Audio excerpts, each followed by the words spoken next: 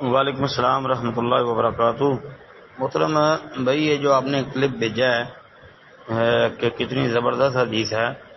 یہ جو بیان کر رہا ہے کہ حق پہ ہونے کے باوجود بندہ جھگڑا چھوڑ دے تو نبی علیہ السلام نے فرمایا میں اس کو جنت کے وسط میں مگر درمیان میں ایک گھر کی ضمانت دیتا ہوں۔ جی یہ تو حدیث حسن ہے اور ثابت ہے، یہ روایت ہے سنن نبی داود کے اندر 4800 نمبر ہے حدیث کا، یعنی 4800 نمبر حدیث ہے سنن نبی داود میں۔ ابو امامہ باہلی رضی اللہ تعالیٰ عنہ یہ حدیث کے راوی ہیں۔ حدیث حسن ہے جی، حسن لذاتی ہی۔ السلام علیکم ورحمۃ اللہ وبرکاتہ۔ وعلیکم السلام ورحمۃ اللہ وبرکاتہ۔ کہتے ہیں جی ایک حدیث ہے جس میں آیا نبی علیہ الصلوۃ والسلام نے ایک صحابی رضی اللہ عنہ کو وصیت کی کہ گھر میں رہو اور باہر نہ پھرو بلا وجہ، اور گھر کے کونے میں بیٹھ کر رویا کرو۔ کہتے ہیں یہ کون سی حدیث کی کتاب میں ملے گی، اور دوسرا کیا اس کی سند صحیح ہے؟ مطلب بھائی یہ سنن ترمذی کے اندر 2406 نمبر پر یہ موجود ہے روایت ہے۔ عقبہ بن عامر رضی اللہ تعالی عنہ وہ راوی ہے۔ اچھا، وہ کہتے ہیں کہ قلت یا رسول اللہ، میں نے کہا اللہ کے نبی، من نجات، نجات کس میں؟ قال کا امسک علیک لسانک ولیسعک بیتک وابکی علی خطیئتک۔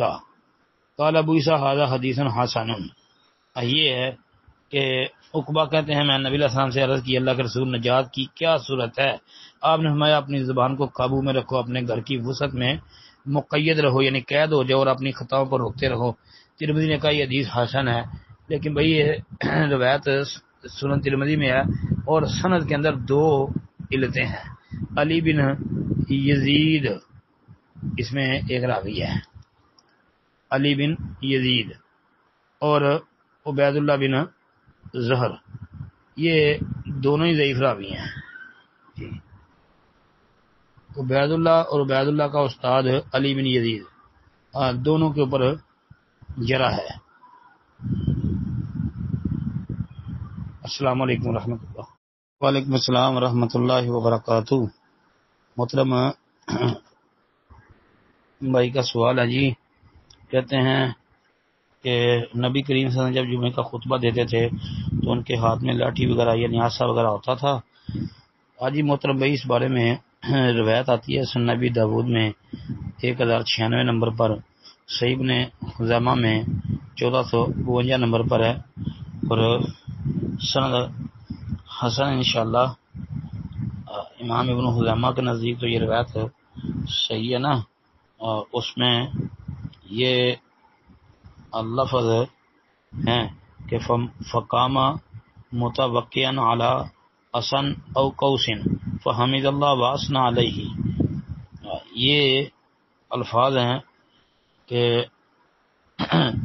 نبی اکرم علیہ الصلوۃ والسلام ایک لاٹھی یا کمان کا سہارا لیے ہوئے کھڑے ہوئے۔ یہ روایت سنن نبی داود کی موت دیکھ لیں۔ اس کے علاوہ سنن نبی داود کی 1145 نمبر روایت جو ہے نا، وہ بھی آپ دیکھ لیں، اس میں کہ نبی کریم علیہ السلام کو عید کے دن کمان دی گئی تو آپ نے اس کے سہارے خطبہ دیا، اور اس میں یہ لفظ ہیں کمان کے۔ اس میں یہ راوی ابو جناب ایک ہے جس پر کلام ہے 1145 والی، لیکن یہ عصا وغیرہ پکڑنا یہ ثابت ہے جی۔ السلام علیکم ورحمۃ اللہ۔